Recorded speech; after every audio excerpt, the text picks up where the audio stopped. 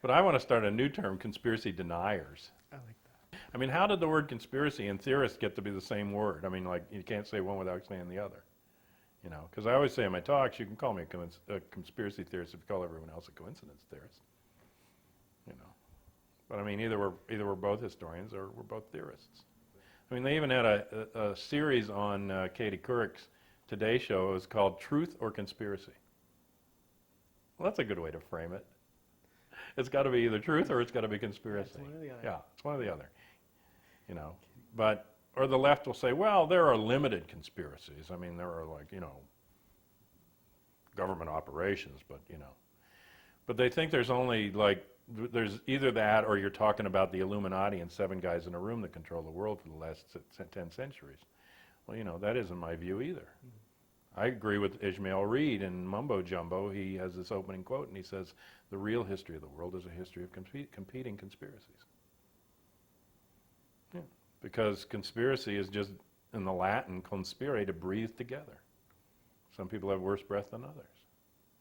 You know, and of course people conspire, we conspire, you know, in terms of those that don't like us. I mean, it's all perspective. To the British troops, weren't the American revolutionaries a conspiracy, and weren't they terrorists? Yeah, that was actually, wasn't that the first time they transferred the spelling over from the French version of terrorist over to the current spelling, was the British describing the Americans, because they wouldn't stand in a line like the British did. That's right. They wouldn't stand there trees and be shot. And that was totally unsportsmanlike. Right. Well, and that continues up to the present day when they invaded Grenada and they talked about the die-hard Cubans. You know, die-hard Cubans. Well, which means that you won't get up and stand in front of my machine gun fire, you know. Or you'll dig a tunnel under us like the Vietnamese and shoot us from behind, you dirty rats. You know, you're just supposed to stand up and die, damn it. Well, you know, I mean, both sides play those games, but it's all a matter of perspective. And a terrorist, like they use the term themselves now, asymmetrical warfare. Well, what do they mean by that, asymmetrical? It means that one side's not balanced with the other, which is the point. I mean, of course the American colonists didn't have the wherewithal that the British military did. So they developed a different kind of warfare based on what they had and what they could do. And on their own protection as a smaller force, you know. So yeah, it's guerrilla war or, you know, insurgency war, or, you know, and you can call it terrorist, but I mean, is it any less terrorizing when this huge military force comes in? You know, were the people in Nicaragua terrorized by what we did there with the Contras? You know, did we terrorize people in other parts of the world when we bombed them? You know. But what they mean classically now by a terrorist, it just means that there's a small faction who will use violence, you know, and often violence that kills civilians, but that's not even separate from current warfare. The level of civilian deaths in World War I was 4%. By World War II, it had gotten up to 25%. By Korea, it crested 50%. By Vietnam, it was at 85 to 90%. Counterinsurgency war, which is basically the war in the post-World War II era, when you're not going to have whole nation states generally go against each other because they're too evenly matched, and there's, you know, I mean, and the kind of weapons now that are at people's command. I mean, we now have what they call a generation of near nuclear weapons, and they have the same physical effect as a nuclear weapon or worse, but they don't have the radiation. That's like these fuel air bombs that were tested in the Gulf War that create the equivalent of a nuclear firestorm without the radiation, or what they're calling now, this cute term, daisy cutters. You know, bombs that just level everything and have the physical effect of the nuclear blast, you know, and the shaking of the ground and over a huge period, and level everything, you know, cut down to the grass level, you know. Anti-personnel weapons that are very, very devastating, that are only anti-personnel weapons. These cluster bombs that were used in Vietnam and again in Afghanistan, they were using them. They don't penetrate a tank tire or a Jeep tire, you know, or a tank tread. They don't They don't go through a sandbag. The only thing they penetrate is human flesh. They are specifically anti-personnel weapons. They are weapons that kill humans. And that's all they do. I mean, they would kill an animal, you know, and they probably do damage to a plant. They're not going to do anything to other machinery. And during Vietnam, because the way they'd make these things would be like one large bomb would drop. When it got to a certain altitude, the air pressure would cause it to burst open. And these little bomblets, as they called them, little bomblets, would come out with like airline, like ridges on them, so they'd flip around, you know, kind of like a curveball, you know, and go in all different directions, 360 bomblets per bomb, and they're flying all over. And then when they get to a certain level, they burst. And inside of them is all this shrapnel. And then the shrapnel spreads out, and, you know, they had others like these mines that they would leave on the ground, and then when you got near them, they'd pop up and then burst the shrapnel all over you. So the Vietnamese got at least somewhat proficient in x-raying people, getting into their internal organs and trying to stop the bleeding. Honeywell, the producer, the contract producer of those specific kind of bombs, started making them out of plastic at the end of Vietnam. So they couldn't be x-rayed, and they couldn't save the people's lives. And I'm sure that there was a plastic version that was used in Afghanistan. Afghanistan already had 10 million unexploded landmines from the earlier war that we funded at the Soviet Union. So there were daily instances of people setting off those landmines. And there's still a tremendous amount, like 10% unexploded munitions in Vietnam, that to this day blow up, you know, when you drag a plow through the wrong part of the earth. And, you know, and there's a landmine problem all over the planet. But Afghanistan had more than anybody else. So when the U.S. was dropping these food supplies in there, this pittance of food, I mean, 7 million people displaced, and they're dropping 30,000 food packets of food that they don't even eat, Pop-Tarts and, you know, peanut butter out in the desert, and, you know, stuff that they were feeding to their mules and, you know, horses. Not only, you know, were the color of the food bags the same color as the anti-personnel bombs, but also, who knows where the food's dropping? You go out there to get it, you could run into the landmine. So it's a nightmare world, and you can't use like normal rational logic about it. But if you're talking about, you know, well, a terrorist, because I think it was the White House spokesman saying, well, it's very simple to define a terrorist. Terrorist is somebody who, you know, kills innocent civilians. Well, then the U.S. is terrorist, because we kill innocent civilians in every war that we take part in. We've taken part in more wars, you know, than not since the end of World War II. We're directly responsible through covert operations and wars for at least 10 million deaths since the end of World War II. And that's Stockwell, the former CIA guy, talking from his figures, and anything else you really look at what we've done. So, I mean, if that's your definition of a terrorist, you know, then everybody's a terrorist, and there's state-level terrorism and individual terrorism. But more classically, what they want it to mean is small groups within a larger society that are using violence in an asymmetrical guerrilla war kind of thing to take on a larger force, either within their own country or in some cases in another country that's... I mean, the classic thing, though, was how do you throw colonialism off your back? It's got a larger military, but maybe it's a little more dispersed because the empire's large. So, you know, you stand up against it. And the human community knows what the cost of violence is. They know that it has a cost not only to those they oppose, but to those that are going to carry out the violence. And not just the cost that some of them will get hurt, but that there's a moral and spiritual cost to the individual who participates in violence and does the killing. And veterans know, I mean, the dirty little secret of war is that you take the dead with you.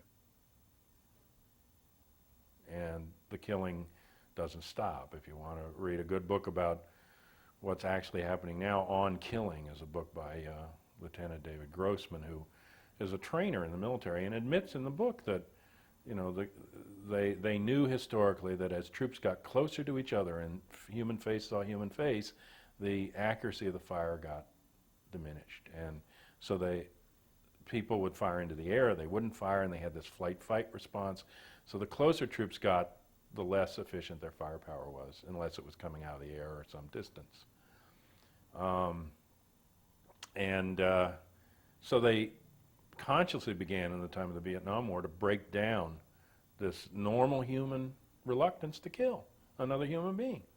And they took off the brakes, and they trained them to go against this normal flight-fight response, as they call it, and reluctance. But then Grossman admits, honestly in the book, that they never put the brakes back on, and that these veterans go back into the society with that brake missing, and of course it's creating violence. And I remember years ago in the beginnings of the battered women's shelters, talking to the women that were running these shelters and being told that the vast majority of the women in there were spouses or girlfriends of military veterans or police. Okay, so and the human community knows this. I mean, even ancient tribal communities would have a cleansing ritual before you go into battle, and another cleansing ritual when you come back in order to reintegrate you into the society. You know, well, there's none of that now. You're just, as they used to say, you know, you were in Vietnam and then you were back in the world, as they called it, within 48 hours. And there was no transition. You know, and so people will bear a great deal before using violence. I mean, look at slavery. I mean, ultimately, outside of a few instances, I mean, it was not slave rebellions, you know, that eventually addressed the question. I mean, it was other political issues. But people will put up with a lot before a faction will then rise that'll say, well, let's use violence and let's throw off the yoke kind of thing. And even still, I mean, that segment will only be a small part of the population. But if the population has suffered abuse for long enough and injustice, they will give that segment support and sanctuary and sanction for a period of time in order to end the longer abuse. You know, people will put up with the short term. But they only have that support and that sanction as long as the broader abuse continues. If that ameliorates itself, if you restore justice, if you stop oppressing people, stop abusing and exploiting them, then they're not going to support the faction.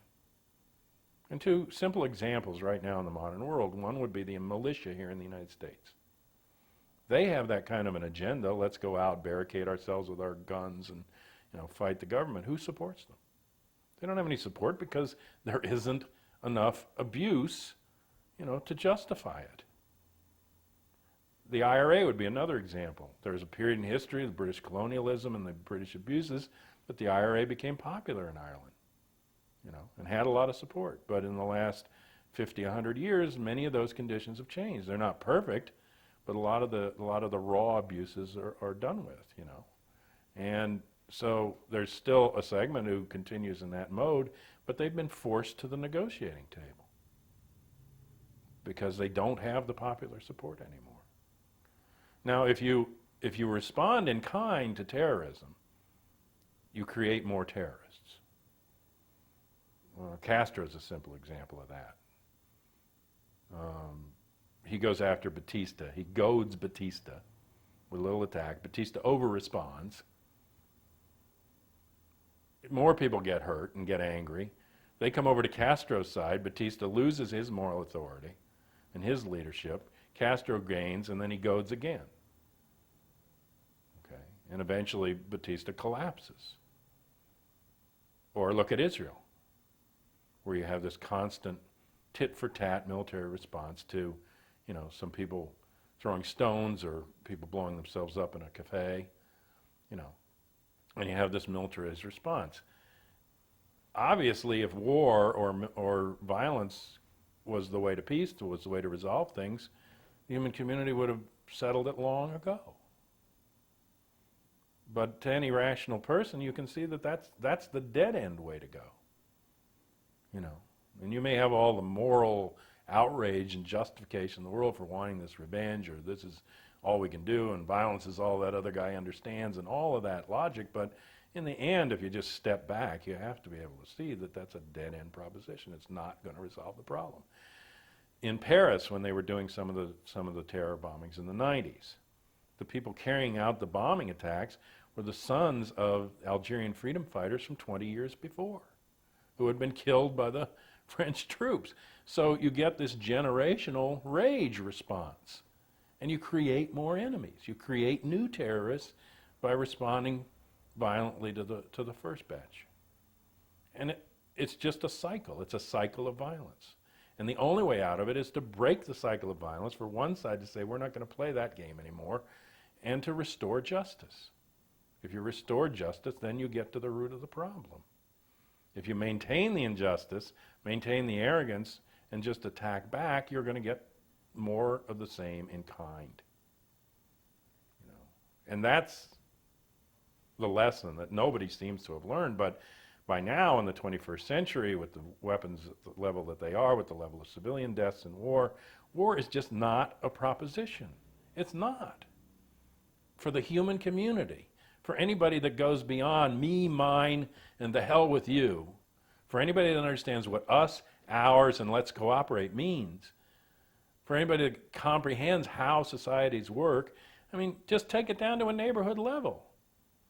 You know, Joe Schmo does something you don't like. Do you go over and burn down his house? No, I mean, you establish rules of law or procedure. You know, you have some kind of justice. Maybe one person recompenses the other. You negotiate something. If you go that other route, then you burn down his house, all of his. It's like the Hatfields and the McCoys. You know, so all the way from that level up, the way that you have peace in a family, in a neighborhood, in a community, or in a nation, in a world, is that you establish justice. You treat people right. You know, and that's really the secret. I mean, everybody say, why do they hate us? It's because many things have been done in the name of America abroad, much of it without the consent or even the knowledge of the American people. I mean, I had to go and study to understand what this country's been doing abroad in the last 50 years. Because the media image is that we're the nice guy, we help everybody out, we send aid all over the world, we're pro-democracy. You know, but the reality is covert operations, meddling with governments, influencing elections, putting dictators into power, oppressing, you know, civilian populations, grabbing resources. You know, we haven't been the nice guy. You know, we've been the corporate guy, we've been the guy whose face is there, you know, but it's like now the Bush administration is celebrating the liberation of women in Afghanistan. Well, does anybody remember that in the 1970s when Afghanistan was part of the USSR and they had a secular, Islamic, but secular government, that women were educated, that women were a full part of the society, that they had the same rights as men did, and that it was only when the reactionary, right-wing, fundamentalist Muslim mullahs took power in a coup that their rights were betrayed and that they were pushed down into this status. And then when the Soviet Union came back at the behest of the people in Afghanistan to push out these reactionary mullahs and restore the rights of the people in Afghanistan, you know, and then the U.S. responded to that by funding the opposition. We funded the reactionary government that took away the liberation of women in Afghanistan. And as long as it served our purposes, we supported it. And when it got in the way of our purposes, now we're pushing it out of the way. And as a result, women are suddenly back in a different status that they used to have before we interfered. But we'll sit, you know, and the media spin is, you know, hooray for us, we love women. Well, we didn't love them so much that we wouldn't back people that oppressed them, as long as they were anti-communist. You know, and we've supported a lot of reactionary and fascist elements in countries and put them in power and kept them in power and financed them, armed them, you know, who aren't democratic. They don't care about women, they don't care about human rights or people's rights or any of that. Talk about the media brought up after September 11th that this was just like Pearl Harbor. talk about the real parallels between that, and also discuss the fact that the White House says we couldn't have known this was coming. The media says it's like Pearl Harbor because, well, it's multiple reasons they do, but their theme is that this is a surprise attack. It's a heinous attack. It's an attack on American soil. Like Pearl Harbor was, when Japan came, we'd never been attacked in our territories or before. We've never had war on the American soil, really, and outside of the Civil War, but no external war. And so the Japanese surprised us and they attacked us, and it was a day of infamy, and therefore we have to, pull together as a country and respond against this crime and go after this enemy. The real history of Pearl Harbor is that we goaded the attack, in part because we boycotted oil going into Japan. And we created a trade boycott in Japan, which in international circles, a boycott is considered an act of war. Okay, and we actively intervened there, which is not to say, therefore, they have the right to go blow up the fleet at Pearl Harbor and kill a bunch of people, but it's to say that when you interfere in things destabilize, and the militarist elements within that society then have their excuse to come to the rise and say, look what they're doing to us, and we should go attack them, which is what happened. So you give fuel to, if anybody with a progressive agenda, at all, anybody that cares about oppressed people around the world, had 5 minutes conversation with this Osama bin Laden character, if in fact he's responsible for what happened, wouldn't they have said, no, you don't want to do this, because when you do this, the response to it is going to be worse than what it is you're trying to cure. That you're going to kick off something that neither the American people nor the people around the world want to happen. No matter what you think your justification is. Any rational person would say, this is just not the way to go about it. Unless you want the reactionary elements to win. So it was a goaded situation. Also, it's clear from the historical documentation that they knew Pearl Harbor was coming, that it was not a complete surprise, that they had broken what they called the East Wind Code, and which were the secret Japanese codes, because they were getting communications and cable traffic, and they were cracking them at the Office of Naval Intelligence, and that information was going up to the White House, and they knew within a few weeks ahead that there was going to be an attack there. They knew its location, and they knew that it was coming, and they let it come because it was more in their interest, Roosevelt and these others, to take a little blow. They moved part of the fleet out, but even though it was a serious hit, it gave them the opportunity or the excuse to go into the war. And that seems to be, what the documents now, after all these years, have finally started to be released and a thorough analysis shows. There's still debate about it, but there's certainly a case to be made. Now, you can't say, in the case of bin Laden, that this was a surprise attack. This would be as if the Japanese had attacked 7 years before and then suddenly came back and you said, whoa, what are they doing attacking us? Because bin Laden is supposedly the key suspect, not only in the Twin Tower bombings in '93, but also, in the bombing of the coal and the bombing of the embassies, because during the Clinton era, there were 75 cruise missiles sent into Sudan and Afghanistan to supposedly attack bin Laden's people, and this terror network. And actually, if you go back and read about that period, the parallels of the language are exact to right now, where they're talking about these terrorist cells and what we have to do about them, and people are writing in saying, hey, you're supposed to use the rule of law, not just go kill the people that you think did something, and take them into court, tribunals. The whole debate is going on back in '93, and the same rationale that, it's, we have to wipe out this cell. And so you know, it was somebody that was high on the radar screen of who's against us and who's our enemy, had already attacked us in a number of instances, according to the official version. And so it wasn't somebody that came out of the blue. It also wasn't a type of attack that had never been done before. There were instances where this same Al-Qaeda network, because bin Laden didn't just work in Afghanistan. He was in Kosovo, he was in Chechnya, he was in Uzbekistan, he was in Paris even, you know, and other places around the world through this network. And also, he was known to the United States. I mean, there's one analysis being made right now, and I think it has some merit to it, that what the United States is doing by going in and bombing all of these cave complexes is that actually, since NATO and the United States built these complexes on behalf of the war against the Soviet Union, that they're going in now and wiping out the evidence of their complicity and connection to the operations. And they're going in and grabbing all these computers and documents and everything. That part of that is to clean up the history that exists right to the current day of a connection between Pakistani intelligence, U.S. intelligence, Saudi intelligence, and bin Laden and the Al-Qaeda and the Taliban.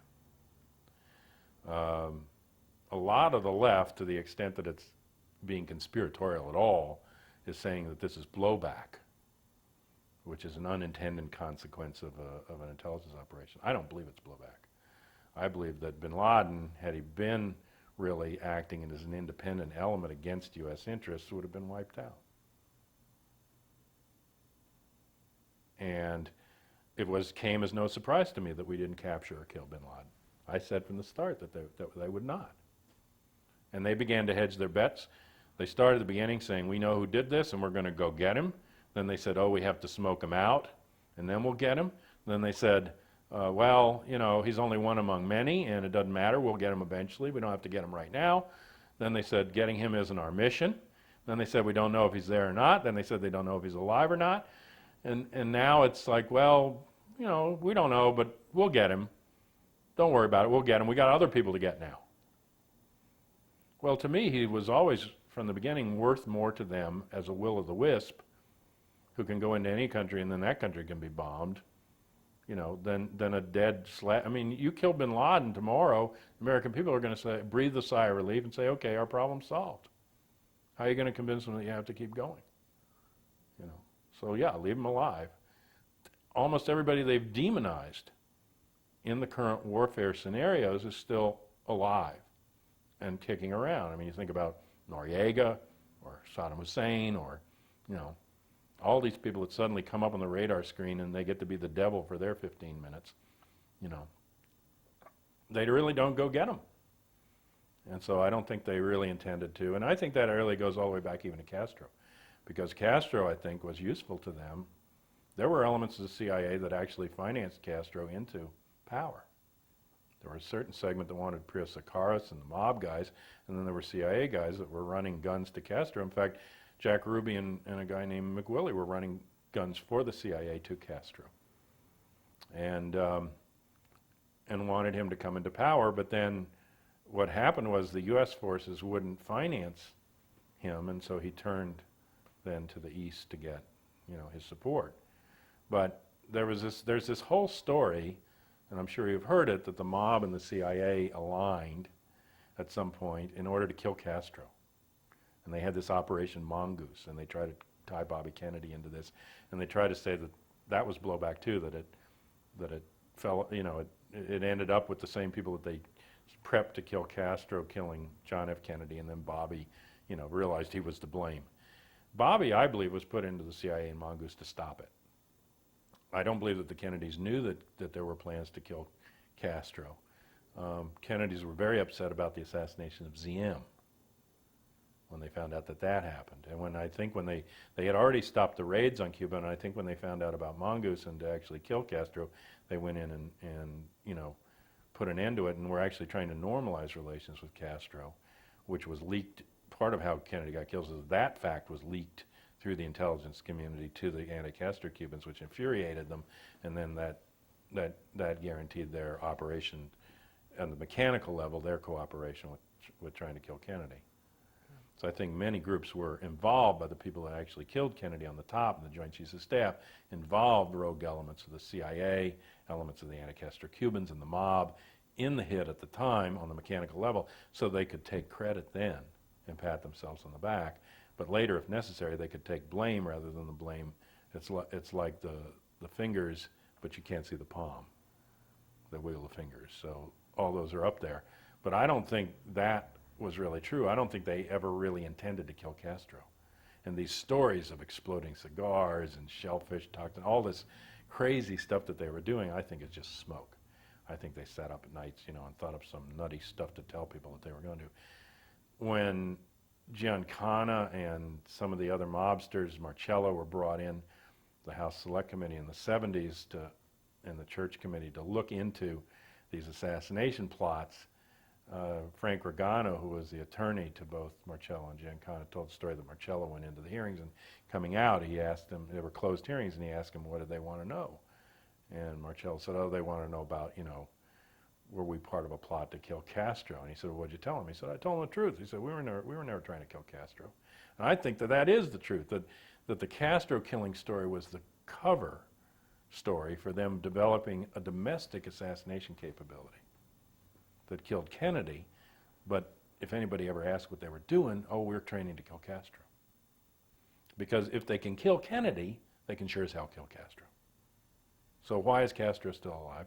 Because he served their purpose as the whipping boy, the immediate threat, 90 miles, from the Cuban Missile Crisis on, as a way to, which doesn't say anything about Castro himself necessarily, but it says something about how we use our enemies, how we create them, and what good they do us, or do the portion of us that want to make profit off of war. And the maintenance of social hegemony through war and warfare and militarism. And so in the same sense, it doesn't surprise me that they didn't get bin Laden, but bin Laden was on their radar screen. His organization clearly was, and there had been instances in the Soviet Union, in Chechnya, and in Paris where planes had been used as weapons by the Al-Qaeda. So even the method of attack was not unknown. I saw one thing, I've been able to verify it, but one report from somebody who said he was a longtime tenant of the building, of the Twin Tower buildings, who said that those buildings are in restricted airspace and they have surface-to-air missiles on those buildings to protect themselves. Well, I don't know if it's true, but I mean, it's sensible, Another thing to think about is, this is the World Trade Center, right? See, I started the Kennedy assassination work back in 1968, and Jim Garrison went after a guy named Clay Shaw. Clay Shaw was, in Europe, part of something that began under the title of Permanent Industrial Exhibits, or Permindex. And Permindex formed in Italy a group called Centro Commerciale Mondiale, which means World Trade Center. And the idea was to set up these trade centers so that international exhibits could become permanent in places, as a way for people to come and look at goods and buy the goods and sort of, establish these trade relations at fixed locations. There was one in Dallas. That was where Kennedy was supposed to give his luncheon talk, had he gotten there. There was one in New Orleans, where Oswald was leafleting outside and Clay Shaw was working inside. But they come out of this beginnings as Permindex, which included very top money in the Italian infrastructure and a lot of fascists, a lot of the fascist money, in the post-World War II period. And Clay Shaw, despite his denials at the trial and the effort to block him by the CIA and others, block Garrison from finding it out, was a contract agent of the CIA and was regularly used by the CIA. And in fact, if you go and look at the documents that have been released now, they bear out Garrison, and they show that CMC, Centro Commerciale Mondiale, would put up money for specific trips that Shaw was making on behalf of the CIA and then reporting back when he was done from these international trips. So I would just say the World Trade Centers have had a great deal to do with the history of modern intelligence operations and policy, haven't they? I mean, what is this thing that every time there's like a major shift in power, it somehow involves World Trade Center? And so that's what got hit in New York. I looked up the firms that are in the building, and they were basically the Eastern establishment. You know, Morgan Stanley and the big banking firms and the stock exchange, and, you know, that's what fell down that day, you know. And that's different money than what's in Texas or what's in, you know, most of Bush's circle. Bush crosses over somewhat into both camps, but, you know, the people that are in there at the top of the Bush administration mostly come from different money than the old banking establishment money that was destroyed in the building that day. And there are international links between the Bushes and the Bin Ladens. There's long-time interconnections of the Saudi royal family, which is really where the Bin Laden's family is. It's Saudi family. These were considered Saudi Afghans, you know, and Saudi intelligence was putting up money to Bin Laden right through September 11. One of the main heads of Saudi intelligence was knocked off afterwards because he was pro-Bin Laden. Also, the head of Pakistani intelligence was lopped off in October on the basis that not only had he been the main funding conduit for Bin Laden and the Al-Qaeda, but he had also given $100,000 directly, I think in August, was when it happened to Muhammad Atta, who's considered the mastermind behind the plot that day. But that guy, even though he was knocked off of the head of Pakistani intelligence in October, in September, on the 4th of September, was here in the United States. He was here in the United States meeting with elements of the CIA and with Richard Armitage at the State Department. Richard Armitage figures into the old Iran-Contra scandal with Oliver North and, you know, and the other top guys in the company and the international drug trade stuff that they were involved with in the Contra operations. It's interesting now that it's come out in a Sarasota paper that Muhammad Atta was staying in Florida when he lived down there for a period in the house of one of the Iran-Contra pilots. So this may be the old Iran-Contra team internally working. And I was just told by a guy here in Seattle who's currently in the National Guard that the Delta Force was operating here in the United States after, like on and after September 11th, and they're not supposed to operate internally. And Delta Force was Secord's operation. It's high-level military intelligence, and you know, it's for international intervention. Delta Force ran the failed helicopter raid on Tehran, which I also believe was a planned operation, planned to fail, planned to embarrass Carter, because I don't think 8 helicopters can take Tehran. I'm sorry, even if they're full of Americans. What would Delta Force be doing right now since September 11th in the U.S.? Did they give you an impression of what that was? No, I guess it was security stuff, but I mean, you know, I think they're only designed to operate abroad. Right. That's my understanding anyway. And the secretary for Secord at Delta Force, just a coincidence, you know, I'm a coincidence theorist, was Linda Tripp, GS-16, you know, top-level Army intelligence operative from the Bush era who was left over at the Clinton White House, who was friends with Monica Lewinsky, who gave the tapes, suggested that she tape, and then gave the tapes to Lucianne Goldberg. Lucianne Goldberg has her own history going back to World War II. Her husband Arthur Goldberg and she were members of North American Newspaper Alliance, and that's how she identified herself when she came to the fore in the scandal. She is a public relations and disinformation expert, in my view, an intelligence operative who's worked on the inside for years, but she was, among other things, a public relations person for Mark Furman, the racist cop in Los Angeles in the O.J. Simpson trial. But in the post-World War II period, Arthur Goldberg, her husband, worked directly.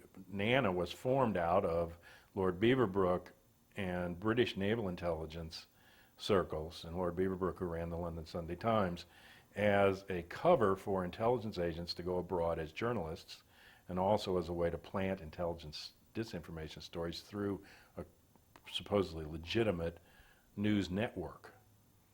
And so Nana had operatives all over the world. Hemingway, for a period, worked with Nana. And he had worked also with U.S. intelligence and the French resistance coming into France at the fall of the Germans. And he worked there with David Bruce, who was his best man at his wedding. Bruce later was part of the CIA and the Middle East desk of the CIA. It was David Bruce and Kermit Roosevelt, Teddy Roosevelt's grandson, who later got a job with Secconi Mobil Oil, and Norman Schwarzkopf Sr., who in the 1950s pulled the coup in Iran to take Mossadegh, an elected nationalist who wanted to nationalize the oil industry there, and overthrow him and put in the Shah, who would cooperate with the U.S. and British oil interests instead. And then, of course, years later, Norman Schwarzkopf Jr., was chosen as the guy to head up, our Gulf War. But the discovery of the Dolman Dome in Saudi Arabia, and the largest oil deposit to date in that period, in 1943, was in a period when England was under severe attack and had pulled back from in order to defend the homeland. And so Averell Harriman wrote a letter to Roosevelt, the president, saying that there was all this oil in Saudi Arabia that wasn't being protected and the Germans would get at it. So Roosevelt sent 30,000 troops to guard the Dolman Dome oil, headed by Norman Schwarzkopf Sr., who had been West Point, World War I, brought back into World War II, and then the son brought back in and later the father had done gangbusters, and he'd been the head of the state troopers in New Jersey, the father had, and militarized them, and also was responsible for the framing of Bruno Hauptmann in the Charles Lindbergh kidnapping. So these guys, they're in positions and they figure throughout history, but David Bruce in the OSS, and Hemingway working with OSS, and OSS came out of British intelligence and was linked to British intelligence. And in fact, Ian Fleming, who was way up in naval intelligence in Britain, and later wrote the James Bond novels, and his brother Peter Fleming, who was even higher up than he was, and worked on Operation Sea Lion. But Ian Fleming was the guy that founded, on behalf of Lord Beaverbrook and British intelligence, North American Newspaper Alliance. So his Russian desk guy was Arthur Goldberg, and Lucianne Goldberg was working for him at the same time. And they in turn hired a woman named Priscilla Johnson, who was the first person to interview the defector Lee Harvey Oswald at the Metropole, on the suggestion of a guy named Snyder at the Russian embassy, who was naval intelligence for the U.S.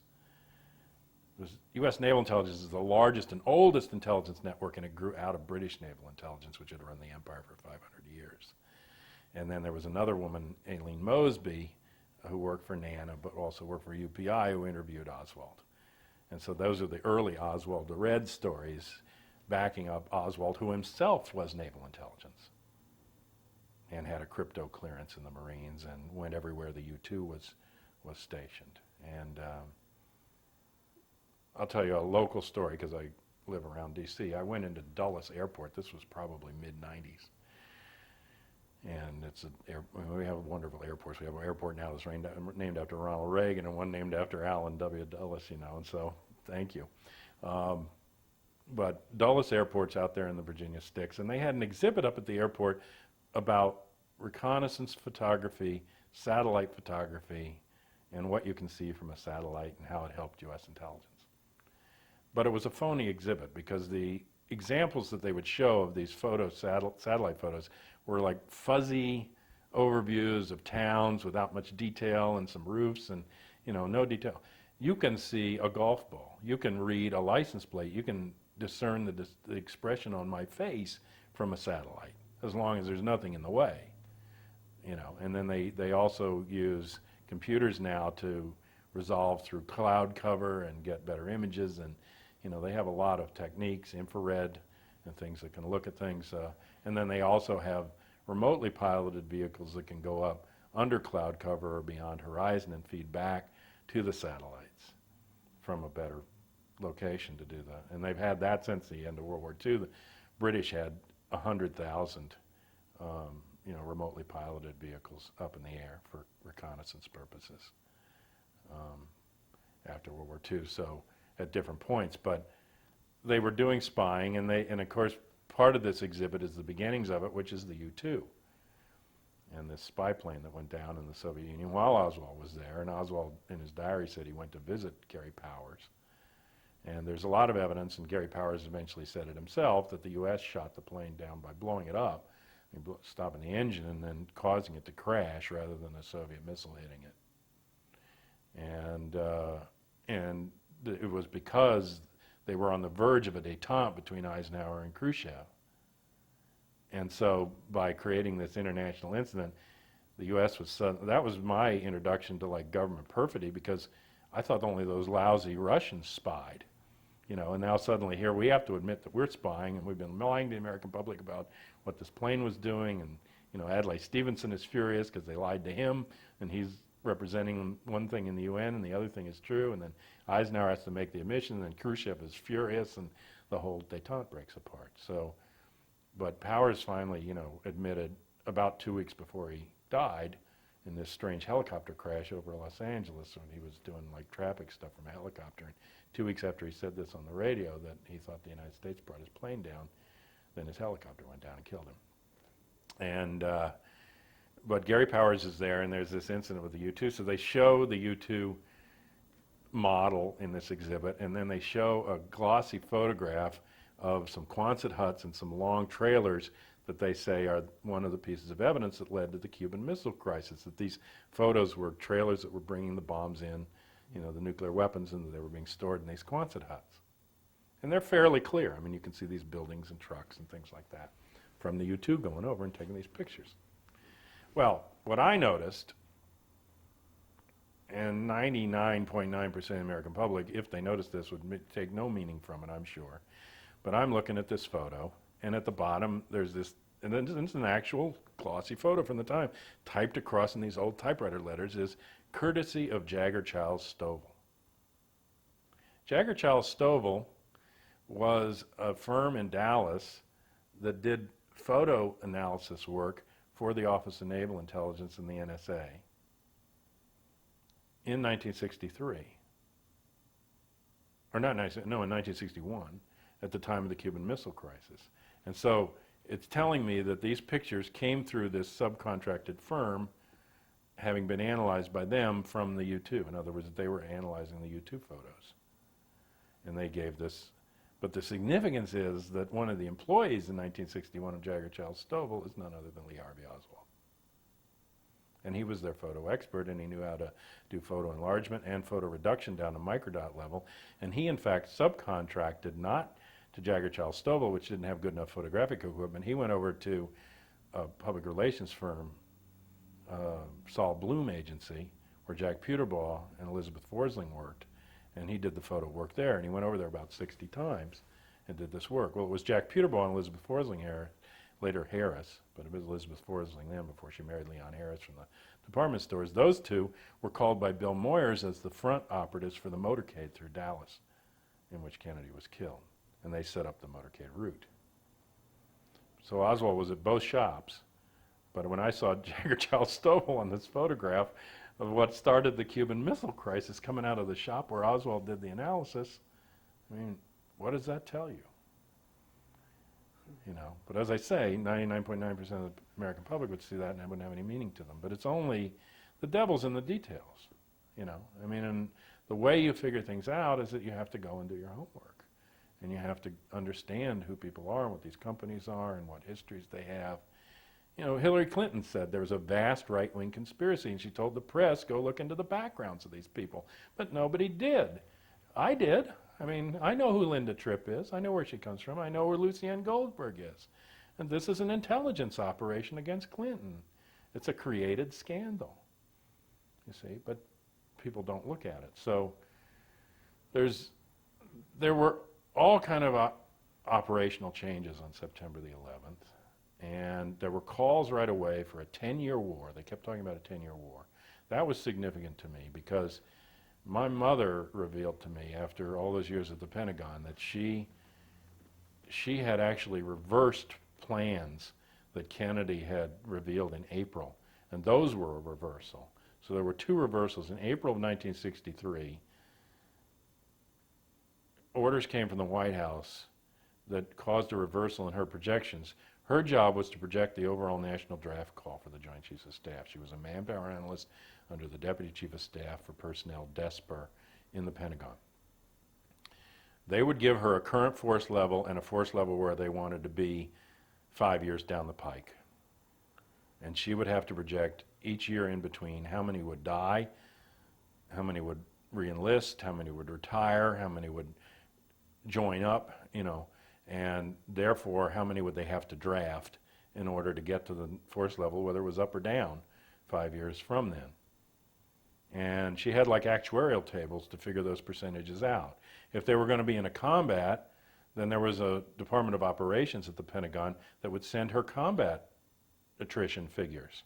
How many would wounded, how many died, that she would have to figure into that. And then she told me the figure she came up with for each annual national call in those 5 years, which could get up to 50,000 people in Vietnam, that she had to project that accurately enough that they could be right within 100 people either way for the year.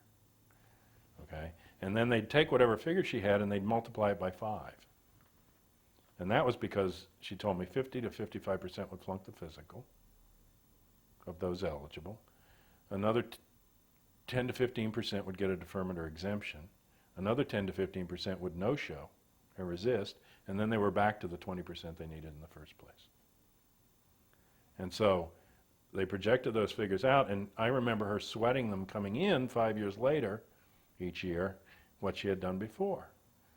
But she had to project that accurately, and in April of '63, for the first time in her career, they told her to reverse the projections, and they said on the orders of the White House, we want a full withdrawal of troops from Vietnam by the end of '64. This is April 1963. So she puts those figures in, and then I asked her after she retired, when did they tell you that they would escalate the war in Vietnam? Because she had to be among the first to know. And she said late November '63. I said last week in November, because he shot on the 22nd. She said the Monday following the assassination, 25th. I said, was this a few more advisors? She said, I couldn't believe the figures. She said, I took them back up to the Joint Chiefs of Staff. And I said, these can't be right. This is November 25, '63. Kennedy's literally just in the grave. Okay? And they're doing a complete reversal of his Vietnam policy. And they're telling my mother to project a 10-year war with 57,000 dead. Right on target. They knew when they started, where they were going, what it was going to cost. So when you hear, these revelations now by McNamara that it was going to be a costly war, that's how costly they knew it was going to be. In '63 they knew, and the final figure was something like 57.5 for the deaths. And they had it on target, and I used to tease my mother that was the first civilian protest of the war, when she went up and couldn't believe the figures. The war freaked her out, the level of civilian death, the napalm, the personnel weapons that they were using. My mother had been a pacifist between World War I and World War II, had decided, as many did, that Hitler had to be opposed, then made the transition that many did, that Hitler was dead, but now Stalin was the same thing, and the Soviets had to be opposed, and then came through the Cold War, backing them up. But when they got to Vietnam, it began to erode, her sense of more moral righteousness about it. And eventually she helped me put together charts for a book that I never finished called Unassessed Heritage, Ecocide, Ethnocide, and Genocide in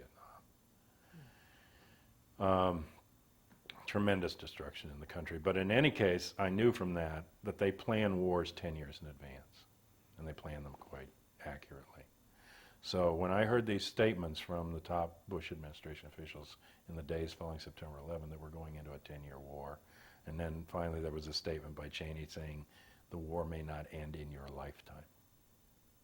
In other words, a permanent war. Back to a permanent war economy, back to a tax economy that gives the bulk of the money to the military and creates a recession, a worse recession that was already in place. Because prior to September 11, there was already a worldwide economic slump. There was already a recession. There was already an end to the surplus that they claimed was going to come off of the tax dollars, feeding into a deficit. And there was already a situation where Bush was saying, cut taxes, increase military spending, increase intelligence spending. There were also calls to unshackle the CIA from the Frank Church Committee years and let it do what it hadn't done.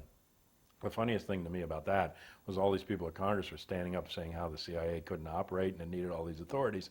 They went over and interviewed an analyst at the CIA, a top-level analyst, and he said, well, these people are misguided. He said, we don't need those authorities. Well, of course they don't, because they do what they want to do regardless of them, and if you give them to them openly, then they have to take responsibility for them. It's like going to a hitman and saying, hey, we're going to make you legal. Well, the hitman's going to say, whoa, wait a minute, you're going to blow my cover, and now from now on, when anybody's killed that looks suspicious, I'm going to get blamed. So just leave it the way it is. You know, it's not legal for me what I'm doing, and then I have a denial. You know, but so they're like pushing the CIA into this position. Woodward now claiming in this series that Tenet went over and asked for all this stuff and the right to assassinate, but they always had the right to assassinate, and the only thing that was really taken away was for them to do assassinations without any national emergency involved. But Clinton put out orders to assassinate Osama bin Laden, and they were technically legal orders under the thing because there had been, you know, this attack and it involved national security. So they have the usual loophole for this stuff. It's just that they can't go into a country where they have nothing going on except their corporate interests and legally say, well, kill the ruler, we don't like this guy. But they were doing it anyway. They just weren't, you know, doing it where they had plausible deniability.